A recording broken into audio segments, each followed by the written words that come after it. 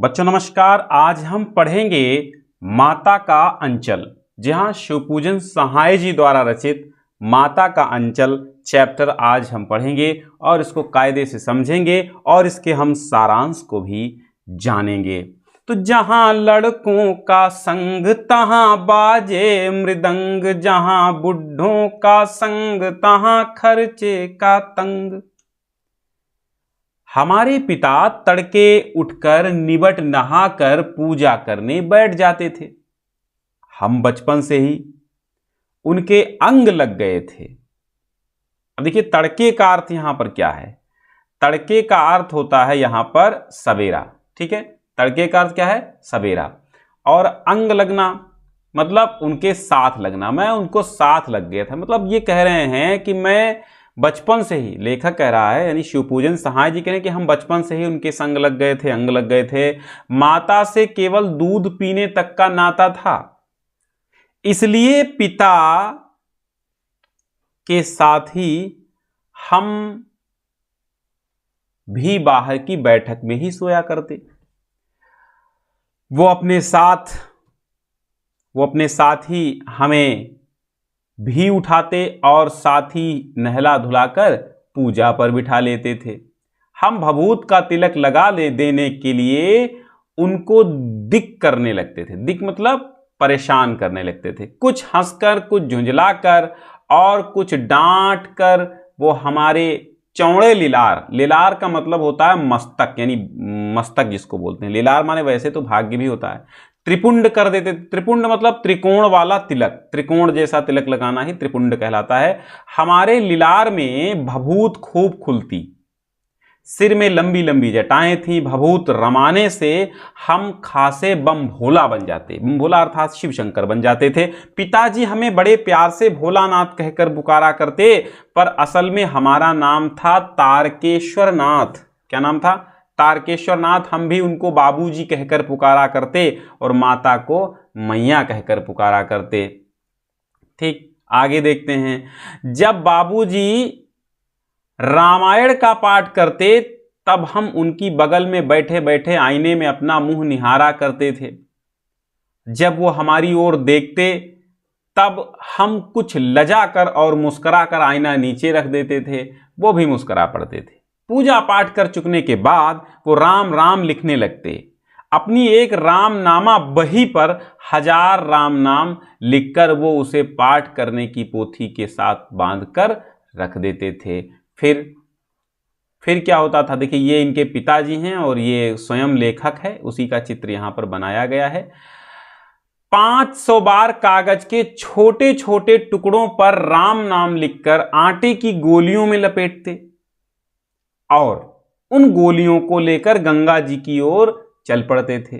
उस समय भी हम उनके कंधे पर विराजमान रहते थे। जब वो गंगा में एक एक आटे की गोलियां फेंक कर मछलियों को खिलाने लगते तब हम भी उनके कंधे पर ही बैठे बैठे हंसा करते थे। जब वो मछलियों को चारा देकर घर की ओर लौटने लगते तब बीच रास्ते में झुके हुए पेड़ों की डालों पर हमें बिठाकर झूला झुलाते थे। बच्चों, हम इस पूरे पाठ को पढ़ेंगे पहले कायदे से, इसके बाद हम पूरा सारांश पुनः आपको बता देंगे। कोई दिक्कत नहीं होगी, पूरा सारांश समझ जाएंगे। कभी कभी बाबूजी हमसे कुश्ती भी लड़ते। और अगर आपने अभी सिलेबस स्टार्ट नहीं किया है तो प्लेलिस्ट बनी हुई है, सारे चैप्टर वाइज सब कुछ पढ़ाया गया है। आप प्लेलिस्ट देख लीजिए और हमारी वेबसाइट gyansindhuclasses.com पर भी जाना मत भूलिए, वहाँ भी स्टडी मटेरियल मौजूद है, PDFs भी हैं। वो शिथिल होकर हमारे बल को बढ़ावा देते और हम उनको पछाड़ देते थे। ये उतान पड़ जाते और हम उनकी छाती पर चढ़ जाते। उतान मतलब एकदम सीधे लेट जाना। हम उनकी छाती पर चढ़ जाते थे। जब हम उनकी लंबी लंबी मूछें उखाड़ने लगते तब वो हंसते हंसते हमारे हाथों को मूछों से छुड़ाकर उन्हें चूम लेते थे। फिर जब हमसे खट्टा और मीठा चुम्मा मांगते तब हम बारी बारी कर अपना बायां और दाहिना गाल उनके मुंह की ओर फेर देते थे। बाएं का खट्टा चुम्मा लेकर और दाहिने का मीठा चुम्मा लेने लगते तब अपनी दाढ़ी या मूछ हमारे कोमल गालों पर गड़ा देते थे। हम झुंझलाकर फिर उनकी मूछें नोचने लग जाते थे। इस पर वो बनावटी रोना रोने लगते और हम अलग अलग खड़े खड़े खिलखिलाकर हंसने लग जाते थे। उनके साथ हंसते हंसते जब हम घर आते तब उनके साथ ही हम भी चौके पर खाने बैठते थे। चौका मतलब किचन में। वो हमें अपने ही हाथ से फूल के एक कटोरे में, फूल एक प्रकार का धातु होती, कटोरे में गोरस, और गोरस मतलब दूध, और भात मतलब चावल, सान कर मतलब एक में मिक्स करके खिलाते थे। जब हम खाकर अफर जाते यानी छक जाते, तृप्त हो जाते, तब मैया थोड़ा और खिलाने के लिए हट करती थी। वो बाबूजी से कहने लगती, आप तो 4-4 दाने के कौर बच्चे के मुंह में देते जाते हैं, इससे वो थोड़ा खाने पर भी समझ लेता है कि हम बहुत खा गए। आप खिलाने का ढंग नहीं जानते, बच्चे को भर मुंह और कौर खिलाना चाहिए। जब खाएगा बड़े बड़े कौर, तब पाएगा दुनिया में ठौर। ठौर मतलब ठिकाना, स्थान। देखिए मैं खिलाती हूं। मर्दुए क्या जाने कि बच्चों को कैसे खिलाना चाहिए। मर्दुए मतलब पुरुष। और महतारी यानी माता के हाथ से खाने पर बच्चों का पेट भी भरता है। ये कह वो थाली में दही भात शांति और अलग अलग तोता, मैना, कबूतर, हंस, मोर आदि के बनावटी नाम से कौर बनाकर ये कहते हुए खिलाती जाती कि जल्दी खा लो नहीं तो उड़ जाएंगे। पर हम उन्हें इतनी जल्दी उड़ा जाते थे कि उड़ने का मौका ही नहीं मिलता था। जब हम सब बनावटी चिड़ियों को चट कर जाते, तब बाबूजी कहने लगते, अच्छा अब तुम राजा हो, जाओ खेलो। बस हम उठकर उछलने कूदने लगते थे। फिर रस्सी में बंधा हुआ काठ का घोड़ा लेकर नंग धड़ंग बाहर गली में निकल जाते थे। जब कभी मैया हमें अचानक पकड़ पाती, तब हमारे लाख छटपटाने पर भी एक चुल्लू कड़वा तेल हमारे सिर पर डाल ही देती थी। हम रोने लगते और बाबूजी उस पर बिगड़ खड़े होते, पर वो हमारे सिर में तेल बोध कर हमें उबट कर ही छोड़ती थी। उबट कर अर्थात उबटन लगा करके। फिर हमारी नाभि और लिलार में काजल की बिंदी लगाकर चोटी गूंथती, उसमें फूलदार लट्टू बांधकर रंगीन कुर्ता टोपी पहना देती थी। हम खासे कन्हैया बनकर बाबूजी की गोद में सिसकते सिसकते बाहर आते थे। बाहर आते ही हमारी बाट जोहने वाला बालकों का एक झुंड मिल जाता था। हम उन खेल के साथियों को देखते ही सिसकना भूलकर बाबूजी की गोद से उतर पड़ते और अपने हमजोलियों के दल में मिलकर तमाशे करने लग जाते थे। तमाशे भी ऐसे वैसे नहीं, तरह तरह के नाटक। चबूतरे का एक कोना ही नाटक घर बन जाता था और बाबूजी जिस छोटी चौकी पर बैठकर नहाते थे, वही रंगमंच बनती। उसी पर सरकंडे के खंभों पर कागज का चंदोवा तान कर, चंदोवा अर्थात तंबू, तंबू जानते हो, टेंट जिसको बोलते हैं, मिठाइयों की दुकान लगाई जाती। उसमें चिलम के खोंचे पर कपड़े के थालों में ढेले के लड्डू, पत्तों की पूरी कचौरियाँ, गीली मिट्टी की जलेबियाँ, फूटे घड़े के टुकड़ों के बतासे आदि मिठाइयाँ सजाई जाती। ये बच्चों के खेल होते थे। ठीकरों के बटखरे और जस्ते के छोटे छोटे टुकड़ों के पैसे बनते। हम ही लोग खरीदार और हम ही लोग दुकानदार। बाबूजी भी 2-4 गोरखपुरिये पैसे खरीद लेते थे। थोड़ी देर में मिठाई की दुकान बढ़ाकर हम लोग घरौंदा बनाते थे। धूल की मेड़ दीवार बनती और तिनकों का छप्पर, दातून के खंभे, दिया सलाई की पेटियों के किवाड़, घड़े के मुहड़े की चूल्हा चक्की, दिए की कढ़ाई, बाबूजी की पूजा वाली आचमनी कलछी बनती थी। पानी के घी, धूल के पिसान और बालू की चीनी से हम लोग ज्योनार तैयार करते थे। ज्योनार का अर्थ जानते हो? ज्योनार तैयार करते थे मतलब भोज या दावत या खाना जिसको बोलते हैं। तो हम ही लोग ज्योनार करते यानी खाना खाते और हम ही लोगों की ज्योनार बैठती थी। जब पंगत बैठ जाती, पंगत मतलब पंक्ति, तब बाबूजी भी धीरे से आकर पांत के अंत में जीमने के लिए बैठ जाते थे। जीमने अर्थात खाने के लिए बैठ जाते थे, भोजन करने के लिए। उनको बैठते ही देखकर हम लोग हंसकर और घरौंदा बिगाड़कर भाग चलते थे। वो भी हंसते हंसते लोटपोट हो जाते और कहने लगते, फिर कब भोज होगा भोलानाथ। कभी कभी हम लोग बारात का भी जुलूस निकालते थे। यानी बच्चों के आप खेल जानते, सभी आप भी बच्चे रहे हैं, है ना, आप सब बच्चे हाई स्कूल में बच्चे ही होते हैं। कनस्तर का तंबूरा बजता, अमोले को घिसकर शहनाई बजाई जाती, टूटी चूहेदानी की पालकी बनती। हम समधी बनकर बकरे पर चढ़ लेते थे और चबूतरे के एक कोने से चलकर बारात दूसरे कोने में जाकर दरवाजे लगती थी। वहां काठ की पटरियों से घिरे, गोबर से लिपे, आम के केले की टहनियों से सजाए हुए छोटे आंगन में कुल्हिए का कलसा रखा रहता था। वहीं पहुंचकर बारात फिर लौट आती थी। लौटने के समय खटोली पर लाल ओहार, ओहार अर्थात ओढ़ाव जिसको बोलते हैं, ओढ़ने वाला कोई सामान, ओहार अर्थात जो हम बेडशीट डालते हैं उसको बोलते हैं, उसमें दुल्हन को चढ़ा लिया जाता था। लौट आने पर बाबूजी ज्यों ही ओहार उघारन दुल्हन का मुंह निरखने अर्थात देखने लगते, तो ही हम लोग हंसकर भाग जाते। थोड़ी देर बाद फिर लड़कों की मंडली जुट जाती थी। इकट्ठा होते ही राय जमती कि खेती की जाए। बस चबूतरे के छोर पर घिरनी गड़ जाती और उसके नीचे की गली कुआं बन जाती थी। मूंज की बटी हुई पतली रस्सी में एक चुक्कड़ बांध गराड़ी पर चढ़ाकर लटका दिया जाता और दो लड़के बैल बनकर मोट खींचने लग जाते। चबूतरा खेत बनता। कंकड़ बीज और ठेंगा हल जुआठा बड़ी मेहनत से खेत जोते बोए जाते और पटाए जाते। फसल तैयार होते देर न लगती और हम हाथों हाथ फसल काट लेते थे। काटते समय गाते थे, ऊंच नीचे में बई की यारी, जो उपजी सो भई हमारी। फसल को एक जगह रखकर उसे पैरों से रौंद डालते थे। कसोरे का सूप बनाकर उसाते और मिट्टी के दिए के तराजू पर तौलकर राशि तैयार कर देते थे। इसी बीच बाबूजी आकर पूछ बैठते थे, इस साल की खेती कैसी रही भोलानाथ? बस फिर क्या है, हम लोग ज्यों का त्यों खेत खलिहान छोड़कर हंसते हुए भाग जाते। कैसी मौज की खेती थी। ऐसे ऐसे नाटक हम लोग बराबर खेला करते थे। बटोही भी कुछ देर छिटक कर हम लोगों के तमाशे देख लेते थे। जब कभी हम लोग ददरी के मेले में जाने वाले आदमियों का झुंड देख पाते, तब कूद कूद कर चिल्लाने लगते थे, चलो भैयो ददरी, सातू पिसान की मोटरी। अगर किसी दूल्हे के आगे आगे जाती हुई ओहारदार पालकी देख पाते, तब खूब जोर से चिल्लाने लगते थे। रहरी, रहरी में रहरी पुरान रहरी, डोला के कनिया हमार मेहरी।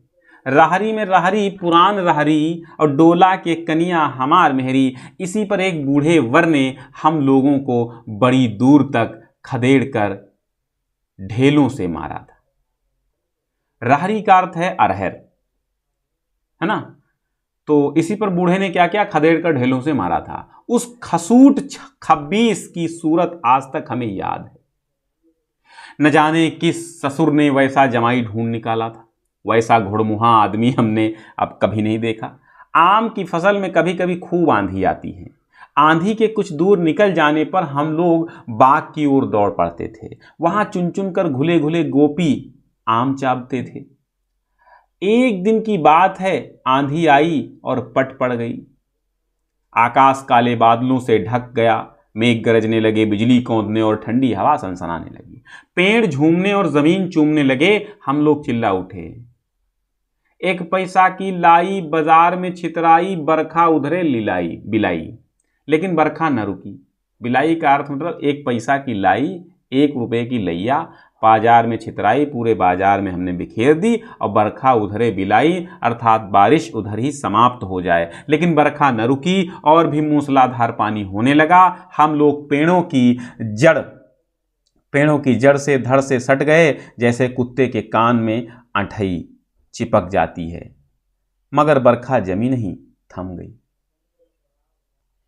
अठई का अर्थ क्या होता है? अठई का अर्थ होता है किलनी, एक टाइप से जो कुत्तों की हो जाती है। मगर बरखा जमी नहीं, थम गई। बरखा बंद होते ही बाग में बहुत से बिच्छू नजर आए। हम लोग डरकर भाग चले। हम लोगों में बैजू बड़ा ढीठ था। संयोग की बात, बीच में मूसन तिवारी मिल गए। बेचारे बूढ़े आदमी को सूझता कम था। बैजू उनको चिढ़ा कर बोला, बुढ़वा बेईमान मांगे करैला का चोखा।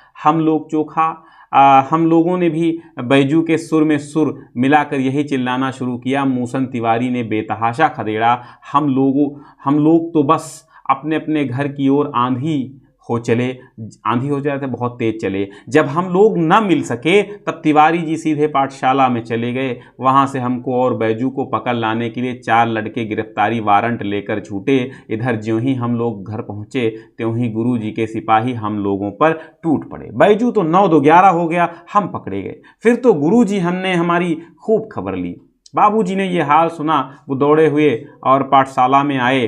गोद में उठाकर हमें पुचकारने और फुसलाने लगे, पर हम दुलारने में चुप होने वाले लड़के नहीं थे। रोते रोते उनका कंधा आंसुओं से तर कर दिया। वो गुरुजी की चिरौरी अर्थात विनती या प्रार्थना करके हमें घर ले चले। रास्ते में फिर हमारे साथी लड़कों का झुंड मिला। वे जोर से नाचते और गाते थे, अब माई पकाई गर्र गर्र गर्र पुआ, और हम खाए पुआ न खेलब जुआ। फिर क्या था, हमारा रोना धोना भूल गया।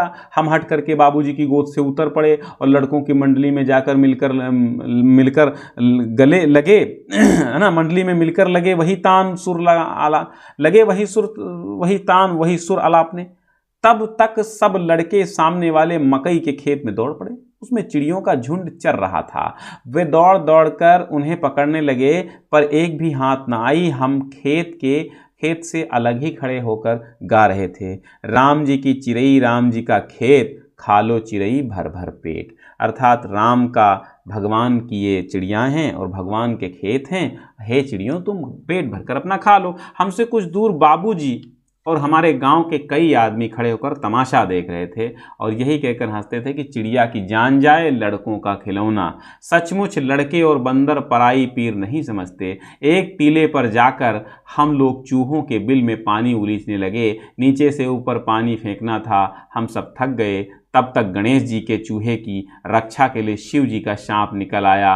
रोते चिल्लाते हम लोग बेतहाशा भाग चले। कोई औंधा गिरा, कोई अंटाचिट, और किसी का सिर फूटा और किसी के दांत टूटे। सभी गिरते पड़ते भागे। हमारी सारी देह लहूलुहान हो गई।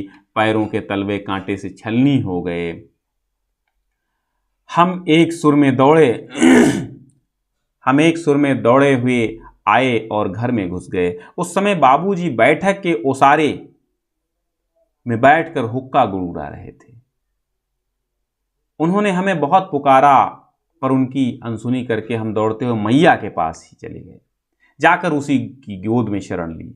मैया चावल अमनिया कर रही थी, यानी अमनिया कर रही थी, चावल को साफ कर रही थी। हम उसी के आंचल में छिप गए। हमें डर से कांपते देखकर वो जोर से रो पड़ी और सब काम छोड़ बैठी। अधीर होकर हमारे भय का कारण पूछने लगी। कभी हमें अंग भर कर दबाती और कभी हमारे अंगों को अपने आंचल में पोंछकर हमें चूम लेती। बड़े संकट में पड़ गई। झटपट हल्दी पीस कर हमारे घावों पर थोपी गई। घर में कोहराम मच गया। हम केवल धीमे सुर से सांस सांस कहते हुए यानी सांप पूरा नहीं कह पा रहे थे, मैया के आंचल में लुके चले जाते थे। सारा शरीर थर थर कांप रहा था। रोंगटे खड़े हो गए थे। हम आंखें खोलना चाहते थे पर वे खुलती न थीं। हमारे कांपते हुए ओंठों को मैया बार बार निहार कर रोती और बड़े लाड़ से हमें गले लगा लेती थी। इसी समय बाबूजी दौड़े आए। आकर झट में हमें मैया की गोद से अपनी गोद में लेने लगे, पर हमने मैया के आंचल की प्रेम और शांति के चंदोवे की छाया न छोड़ी। ठीक है बच्चों, तो इसके जो अभ्यास प्रश्न है वो हम करवा देंगे। अब इसका थोड़ा सा सारांश हम समझ लेते हैं कि आखिर ये पाठ है क्या। चलिए स्टार्टिंग में चलते हैं। तो बच्चों अब हम इसका सारांश देखते हैं। तो आप पहले देखें इस कहानी के स्टार्टिंग में क्या हुआ कि लेखक का पिता के साथ अनेक गतिविधियों में भाग लेना, ये पॉइंट बनता है कि तो लेखक का नाम क्या था? तारकेश्वर था। पिताजी प्यार से उसको भोलानाथ कहते थे। भोलानाथ अपनी माता से केवल खाना खाने और दूध पीने का नाता रखता था। वो पिता के साथ ही बैठकर सोया भी करता था। प्रातःकाल उठकर उनके साथ घूमता था, नहाता था, पूजा पाठ करता था। सब कुछ पिताजी के साथ ही करता था। ठीक है, तो माँ के साथ भोलानाथ का क्या संबंध था? जब भोलानाथ का पेट भर जाता तो उसके बाद क्या था? माँ थाली में दही भात सानती और उसको खिलाती, डबल खाना खिलाती थी, है ना। माँ भोलानाथ को डबल खाना खिलाती थी और पक्षियों की बनावटी बातें बता कर उनको खिलाती थी। बच्चों की शैतानियाँ और खेल तमाशे कैसे हुए आगे, तो भोलानाथ घर पर तमाम तरह के खेल खेलते थे। पत्तों की कचौरियाँ, मिट्टी की जलेबियाँ वगैरह बनाते थे, खेल खेलते थे। फिर बच्चों के खेल में पिता भी भाग लिया करते थे। जैसे ही खाना बनता वो बच्चे खेलने लगते कि खाना बन चुका, जौनार तैयार हो चुकी है, तो पिताजी भी जा कर के वहीं बैठ जाते, तो बच्चों का खेल खत्म हो जाता। कभी वे दूल्हा दुल्हन वाला खेल खेलते, कभी बारात वाला खेल खेलते, तो पिताजी भी आकर के बैठ जाते। तो जैसे ही बैठते पिताजी वैसे हंसकर बच्चे सब चले जाते। फिर क्या था, बच्चों द्वारा गुरु मूसन तिवारी को चिढ़ाना, यानी बच्चे जब गुरु मूसन तिवारी को चिढ़ाते हैं तो मूसन तिवारी ढेला मारते हैं। ठीक है, एक बार आंधी भी आ जाती है, फिर एक बार सांप का तमाशा होता है, भोलानाथ और सांप का तमाशा होता है, क्योंकि भोलानाथ जाते हैं एक टीले पर और एक बाम्बी में पानी डालने लगते हैं कि इसमें से चूहा निकलेगा, लेकिन अचानक से सांप निकलता है और वो भागते आते हैं। भोलानाथ को डर से कांपते देखकर माँ जोर से रोने लगी और सब काम छोड़कर बैठ गई। झटपट हल्दी पीसकर भोलानाथ के घावों पर लगाने लगी। भोलानाथ के मुंह से डर के कारण सांप तक नहीं निकल रहा था, सांस निकल रहा था और फिर चिंता के मारे माँ का बुरा हाल हो रहा था। बाबूजी भी इसी बीच आ गए और माँ की गोद से भोलानाथ को लेना चाहा, किंतु भोलानाथ माँ के आंचल को नहीं छोड़ पाया। यही था माँ का आंचल शिवपूजन सहाय। बच्चों, प्लेलिस्ट से आप देखना मत भूलिएगा। चलिए, आज की कहानी यहीं तक, मिलते हैं अगले चैप्टर के साथ। और बच्चों, हम इसके प्रश्नोत्तर भी करवाएंगे। सबसे पहले हम आपको पूरा सिलेबस का जो चैप्टर्स हैं उनको पढ़ा देंगे, फिर व्याकरण पढ़ाएंगे, फिर प्रश्नोत्तर पढ़ाएंगे। ठीक है बच्चों, चलिए, बहुत बहुत धन्यवाद।